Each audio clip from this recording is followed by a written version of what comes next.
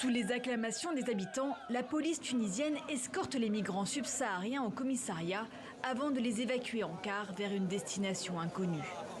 Les autorités craignent des représailles après la mort d'un Tunisien de 41 ans, poignardé lundi soir lors d'affrontements avec des clandestins.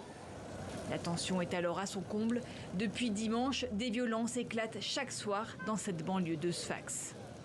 Selon le parquet, 3 hommes soupçonnés d'être impliqués dans le meurtre ont été arrêtés, mais l'enquête est toujours en cours. Plus tôt dans la journée, un cortège funéraire accompagnait le défunt jusqu'à la mosquée. Aujourd'hui, nous sommes dans une situation difficile. Il y a un grand nombre de migrants illégaux et cela a augmenté les problèmes qu'il y avait déjà en Tunisie.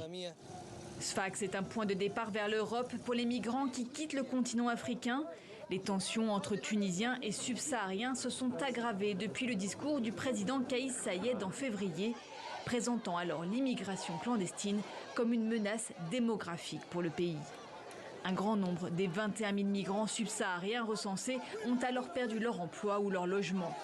Les manifestations et les prises à partie au relent raciste se sont multipliées. Un migrant béninois a été tué fin mai. Hier, le président Saied a insisté. Il dit refuser que son pays soit une terre de transit ou de réinstallation pour les ressortissants de certains pays africains. À Sfax, les hôpitaux et associations de défense des droits humains ont recensé des dizaines d'agressions physiques envers des immigrés, y compris des femmes et des enfants. On est loin de l'apaisement.